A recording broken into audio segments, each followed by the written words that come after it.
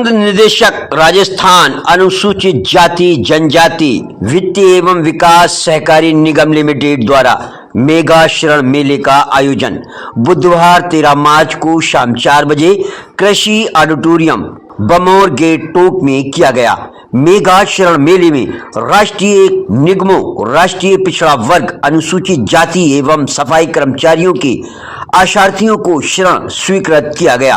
शरण मेले में प्रधानमंत्री नरेंद्र मोदी ने लाभार्थियों से वीडियो कॉन्फ्रेंस एवं वेबकास्ट के माध्यम से संवाद किया।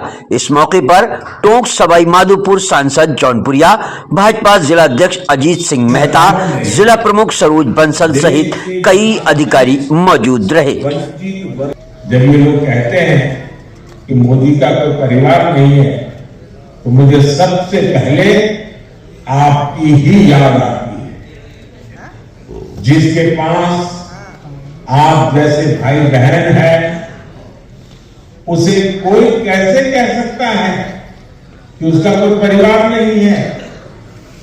मेरे पास तो आप सबके रूप में करोड़ों दलितों, वंचितों और देशवासियों का परिवार है।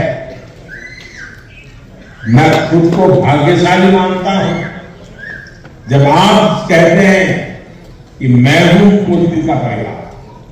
साथियों, हमने 2047 तक भारत को विकसित राष्ट्र बनाने के लक्ष्य का जो लक्ष्य संकल्प किया है, लक्ष्य रखा है, और जो वर्ग दशकों तक वंचित रहा शामिल हुए हैं, लाभार्थी बड़ी संख्या में जुटे, किस तरीके का मैसेज देना चाहते? देखिए, मैं समझता हूँ माननीय प्रधानमंत्री ने जिस हिसाब से आज सूरज पोर्टल की शुरुआत की है और जो बिल्कुल वंचित लोग हैं उन सब तक पहुंचने के प्रयास किए हैं, और मैं समझता हूं जो सफाई कर्मचारी हैं, जो गटर में उतरता है जैसा है उसको किट हमने दी है आज, मैं समझता हूं उन सब के लिए माननीय प्रधानमंत्री एक वंचित जो परिवार हैं उन तक भी पहुंचने की कोशिश कर रहे हैं, ताकि इस पोर्टल से वो आदमी जो कहीं नहीं जुड़ पा रहे उन सबको भी इसका लाभ मिले।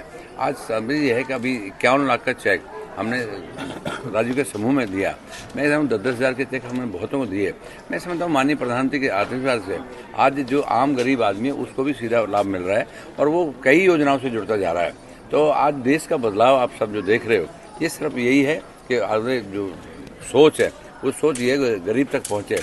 तो माननीय प्रधानमंत्री का यही है कि जो गरीब, वंचित, पिछड़े जो हैं उन सबको भी आगे लाया जाए, जो गाड़ी लोहार है उन तक भी लाया जाए, जो घुमंतु हैं उनको भी जोड़ा जा रहा है। तो आज की डेट में कोई वर्ग ऐसा नहीं बच रहा जो कहीं ना कहीं लाभान्वित नहीं हो रहा। सीएए लागू कर दिया गया है भाजपा की तरफ से लोकसभा चुनाव से पहले। कांग्रेस कह रही है कि ये लोकसभा चुनाव को साधने के लिए बीजेपी का रास्ता। देखिए, मैं समझता हूँ वो हर चीज़ को यही कहते हैं। मैंने बताया जब राम मंदिर बन रहा था तो 2018 में जब बात आई थी कोर्ट में, तब भी कपिल सिब्बल जी पेश हुए थे कि किसी तरह 2019 के बाद की डेट लगा दो।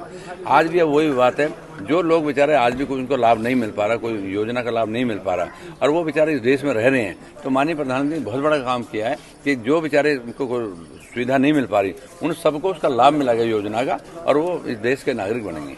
ठीक है, आप लोकसभा सीट से सांसद हैं, कांग्रेस ने यहाँ से घोषणा कर दी है कल चुनाव लड़ेंगे, क्या देखते हैं कब तक घोषणा हो जाएगी लोगों को? मैं समझता हूँ जो भी हमारी पार्टी जब डिसाइड करेगी जल्दी कर देगी, और ये परिवार तो शुरू से लड़ता आया है। पिछली बार भी दोनों भाई थे मेरे सामने, अब के भाई एक भाई चला गया, एक भाई बीच में है।